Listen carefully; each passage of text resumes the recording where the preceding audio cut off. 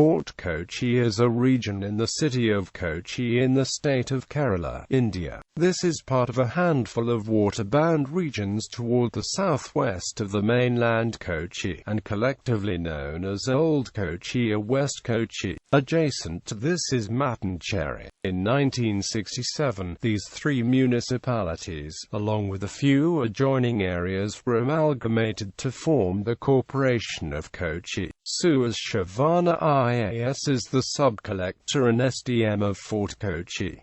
Origin of the name Kochi. One theory for the origin of the name is that it derives from Kochi, which in Malayalam denotes small estuary. Location. Scientific theory. In the BC period, the region that is today known as Kerala was covered by mangrove woods. Turf and sand banks were created with the rise in sea level, which formed the shape of the coastal area as we see it today. The name Kochi implies Cochin, meaning like China. It looked like China when the Chinese came to the region during the 14th century and installed Chinese nets. Mattancherry is the nerve town of old historic Kochi.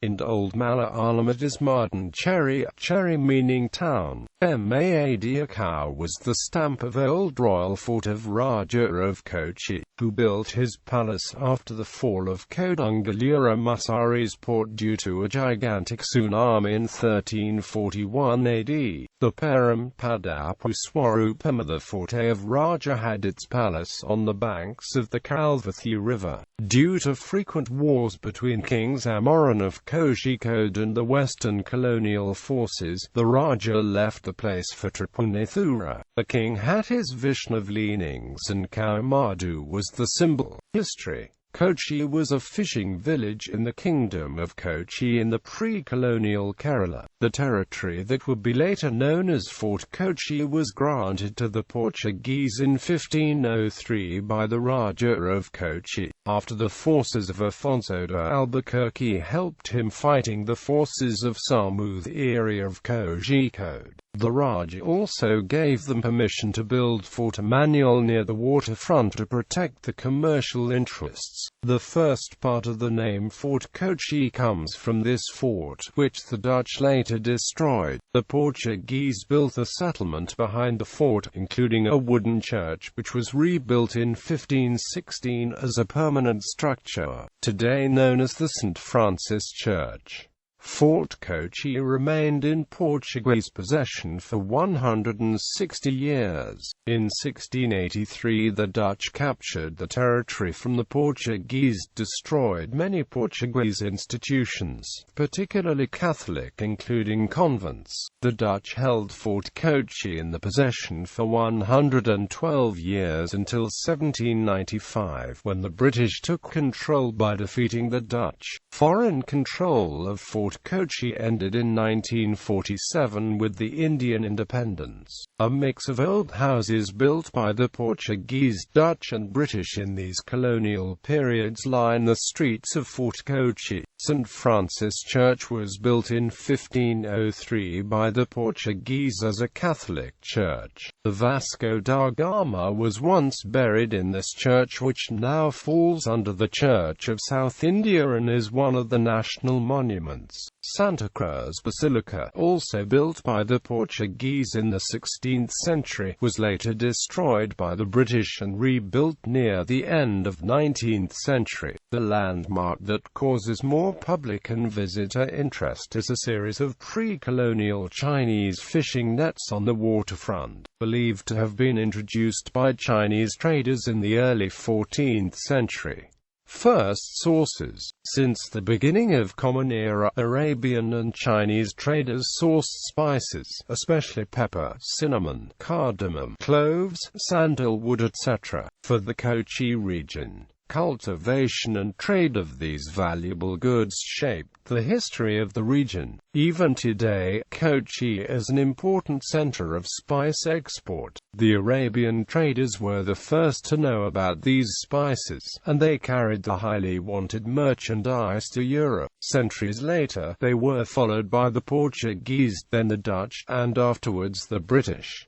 Around 600 AD, written documents about the Malabar coast show that this region had Hindus, Christians, and a Jewish minority. The natural harbour of Kochi was created by a flood that also destroyed the harbour of the town Kodungallur. Thereafter, the town developed into one of the most important harbours on the west coast of India. It concentrated on the spice trade with China and the Middle East. During this period, Calicut was ruled by King Zamorin and Kochi was ruled by the Maharaja of Kochi. This was the time when the first Portuguese ships berthed at the Malabar coast, Vasco da Gama in Calicut and Pedro Alvarez Cabral in Kochi. The Maharaja of Kochi felt threatened by the Zamorin of Calicut, and he hoped that the Portuguese would help him in his defense from the neighboring king of Calicut. The Maharaja welcomed the Portuguese, and they founded the first trading center in Kochi. However, the Maharaja of Kochi was largely deprived of his power, and Kochi became the first European colony in India. The Portuguese put pressure upon the small Jewish community, and even the Syrian Christians, as they were practicing Nestorianism. The Portuguese tried to merge the Syrian Christian Church with the Latin Church. This created conflict as most of the Syrian Christians were associated with various churches of the East and rejected the authority of the Pope and the Latin Church. Most of the Christians of pre-Portuguese period were from a local castes. Nambidiris and Nairs did not become Christians because they did not want to lose the caste privileges guaranteed in Hinduism, like the low-caste Muslim converts of Malabar who lost their original caste and became Moplas. Local Christian converts also lost their caste, and like Moplas, those Christians formed a separate caste with Syriac as the liturgy. So the Portuguese called the local Christians as Syrian Christians.